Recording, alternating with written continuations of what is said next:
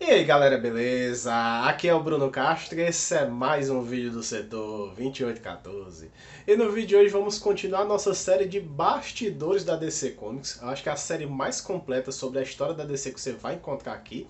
Lembrando que nós já fizemos um vídeo sobre a Era de Pedra e também já fizemos sobre a parte 1 da Era de Ouro também aqui, certo? Cobrindo anos de 38 até 43. Então vamos agora para o ano de 44. O que aconteceu, né? Bom, só lembrando que por conta da Segunda Guerra Mundial que ainda estava acontecendo e consequentemente tinha a escassez de matérias-primas, como por exemplo o papel, que é muito importante para se fazer uma história em quadrinhos, né? Então, por conta disso, alguns personagens tiveram suas histórias canceladas. Por exemplo, o Vingador Escarlate, que era lá do Sete Soldados da Vitória, teve também o cancelamento das histórias do Senhor Destino, da Marranca, né, que é a Tornado Vermelho dessa época, também do Caçador Homem-Hunt, né, que foi escrito pelo Jack Kirby, todos eles foram cancelados. Em compensação, nem tudo foi ruim. Por exemplo, a Mulher Maravilha ela acabou saindo somente das HQs e indo para as tirinhas de jornais, assim como o Superman e o Batman. E a DC também conseguiu alcançar uma marca muito importante, que é a primeira revista dela, a Morphin Comics, conseguiu chegar no número 100. E nesse ano teve a criação de alguns vilões que são importantes até hoje, né? Primeiro, o Solomon Grundy, que na época era vilão do Lanterna Verde Alan Scott. Depois teve a criação do Mr. Mxyzptlk, que sempre azucrinava a vida do Superman também. E outra também teve a Giganta, né, que é a vilã da Mulher Maravilha, que ela foi criada nessa versão aqui, bem diferente do que a gente conhece. Aqui ela era uma símia, né, uma macaca, que foi artificialmente evoluída para uma mulher. E outra coisa também bem importante na época, que a Lois Lane começou a ganhar histórias solos dentro da revista Superman, né? Então acho que a primeira personagem que começou somente como um interesse amoroso ganhou essa relevância. E antes de entrar no próximo ano, já deixa o like que ajuda demais aqui o canal, certo? Então compartilha aí, comenta se está gostando da pesquisa e tudo mais. Em 45 começou com um desentendimento da DC com o pessoal da All America, né, que nós já comentamos lá na parte 1 que eles eram parceiros, e lembrando que a All America era dono dos personagens do Flash, Lanterna Verde, toda a Sociedade da Justiça, né, o All Star Comics, na verdade a revista, a Comic Cavalcade, e entre outros. E por conta dessa briga, a All America tirou a logo da DC das capas e inseriu a logo própria com o AA, né, que seria de próprio All America. E por conta disso, alguns heróis que eram da DC e compartilhavam, né, entre si, por exemplo, o Starman e o Espectro, saíram da Sociedade da Justiça. E é por isso que eu defendo bastante esse tipo de vídeo de bastidor, porque a gente sabe que nem toda consequência de histórias foi porque um personagem saiu e tudo mais. Pode ser muito bastidor externo, e é isso que eu estou contando aqui para vocês. Também em 45 foi o ano de criação do Superboy, né, que seria as histórias do Superman quando adolescente em Smallville, né, que apareceu na Morphin Comics número 101. E na minha cronologia pessoal, foi aqui que começou a Era de Prata. Por quê? Porque esse Superman aqui, adolescente, não é o Superman da Era de Ouro, e sim o da Era de Prata. Já outro personagem que foi bastante importante nesse ano foi o Gavião Negro, que ganhou bastante destaque nas mãos do Joe Kubert, né, que seria um artista recém-chegado a DC. E também não podemos esquecer que esse ano também foi o ano de criação do Adão Negro, que na época não era da DC, e sim da Fawcett Comics, né, a concorrência, e ele veio juntamente com a revista nova da Fawcett, né, que seria a Marvel Family, e aliás também até a Mary Marvel ganhou uma revista própria também, a Mary Marvel Comics. Ah, e antes que eu esqueça também, no ano de 45, tivemos também o fim das histórias dos Sete Soldados da Vitória, né, que eles apareciam na revista Lindin Comics, então na número 14 encerrou dando lugar para a história dos animaizinhos engraçados, que era bastante relevante na época.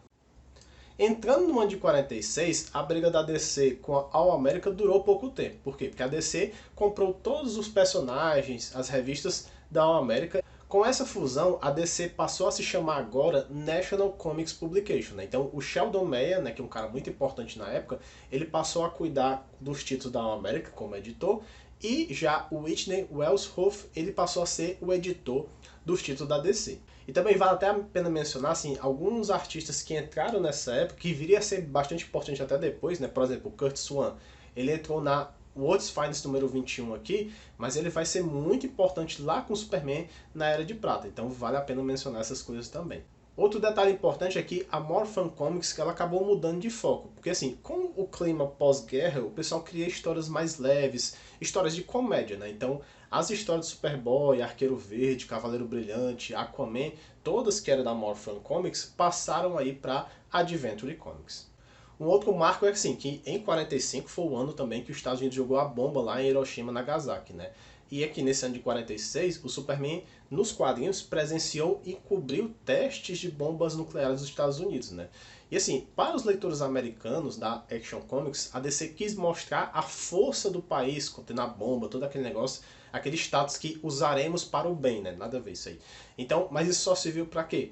Para a Rússia acordar e ter toda essa corrida armamentista lá da Guerra Fria. Então tem toda essa parte histórica também. Já no programa de rádio Superman, foi nesse ano que ele passou a enfrentar os membros do grupo Ku Klux Klan, aquele grupo da supremacia branca lá dos Estados Unidos. Falando um pouquinho sobre o Batman nesse ano, ele saiu das tirinhas de jornais, né, e até o Bob Kane que estava, né, escrevendo por lá, ele retornou somente para as HQs para escrever o Homem-Morcego por lá. E assim, mesmo saindo da Sociedade da Justiça, o Starman tinha aventuras solos, mas nesse ano, juntamente com o Sandman e o Johnny Quick, eles tiveram também o fim das suas histórias.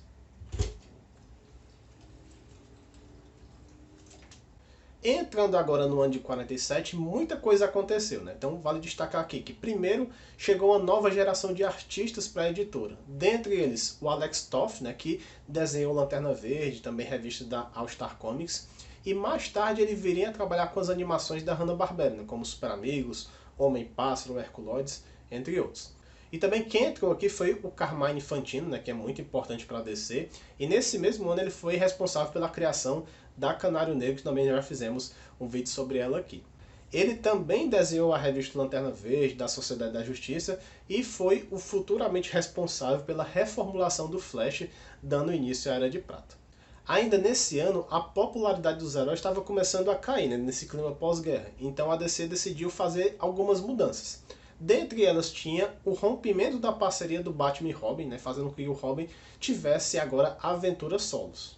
E alguns outros personagens até diferentes para a época foram criados, como o Tomahawk e o Dan Hunter, que também futuramente vão ser bem importantes para o passado da DC, né, que são heróis que vão atuar na Revolução Americana.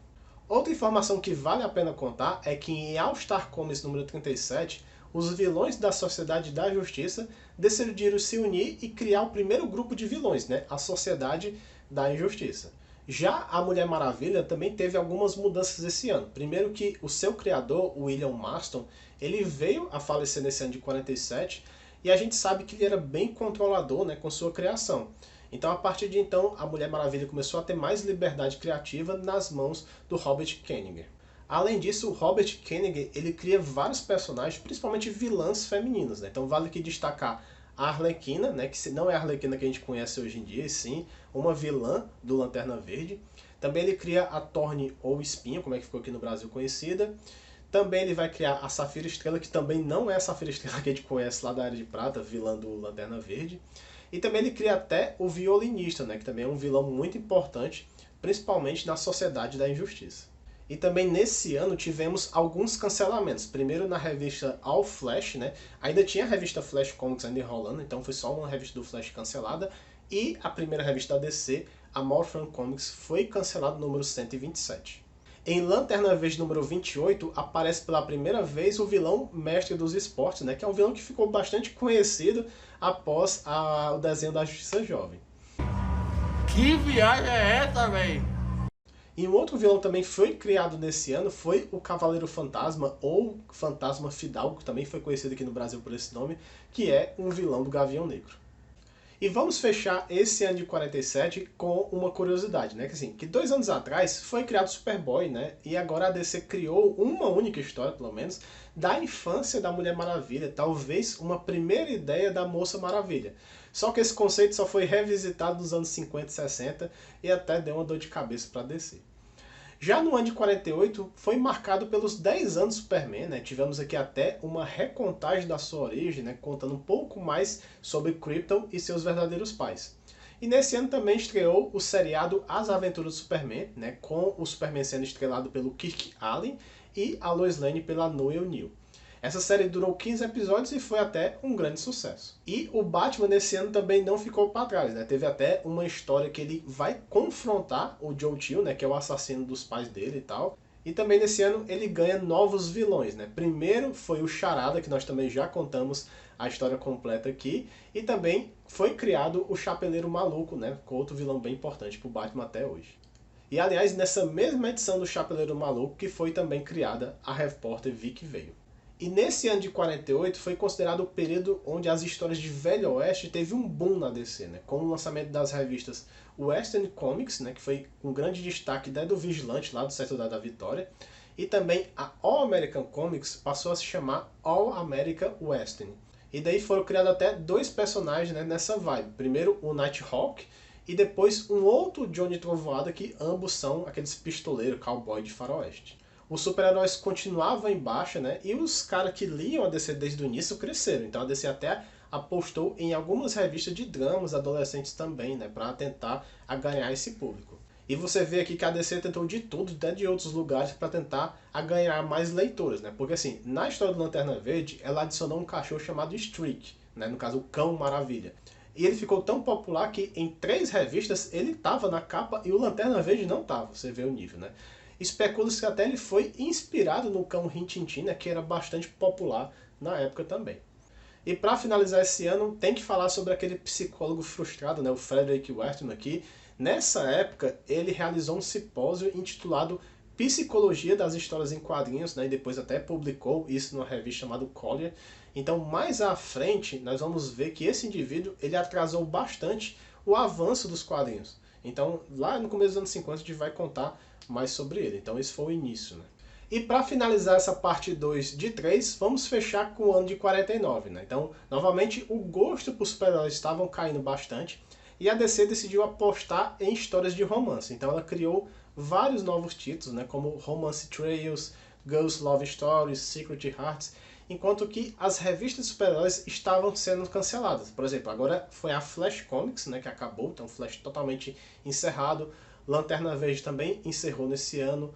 Boys Commandos também. Na verdade, Flash e Lanterna Verde só vão voltar totalmente reformulados lá na Era de Prata. E na minha opinião, essa foi uma época crítica dos quadrinhos, porque eles podiam simplesmente desaparecer. Podia ser, ah não, já acabou essa vibe, então vamos para outro tipo de histórias, né? Só que quem segurou as pontas foi a Trindade. Então Superman, Batman e Mulher Maravilha continuaram revendendo, continuaram sendo relevantes. Isso foi que segurou. Talvez não existisse nem a Marvel Comics, se não fosse esses 3. Já no caso do Superman, né, como Superboy, ele ganha revista própria, e até nessa revista apareceu pela primeira vez uma garota que recebeu o título de Supergirl, né? Na verdade aqui, ela era uma humana, né, não tinha poderes também, mas era uma excelente atleta. E além disso, como Superman agora adulto, ele nesse ano viaja no tempo, conhece toda a sua origem, também foi introduzido nos quadrinhos a Kryptonita, nós já falamos também nesse vídeo acima. E para finalizar, ainda nesse ano, o Superman e a Lois se casaram, mas não nas revistas, e sim nas tirinhas de jornais. Eu não sei se essa história, pelo menos, ainda é contada para a cronologia da Era de Ouro.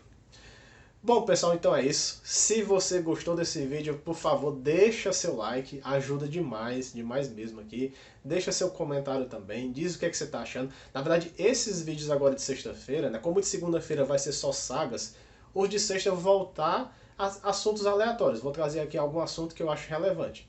Tinha prometido alguns top 12 fatos, eu vou trazer também, vai ser incluído aqui, mas assim, porque só o top 12 fatos não estava dando muito sucesso, então tive que reformular, né? Então vai ser vídeos aleatórios que a gente vai procurar com assuntos relevantes, sempre pensando em trazer alguma novidade para vocês, certo?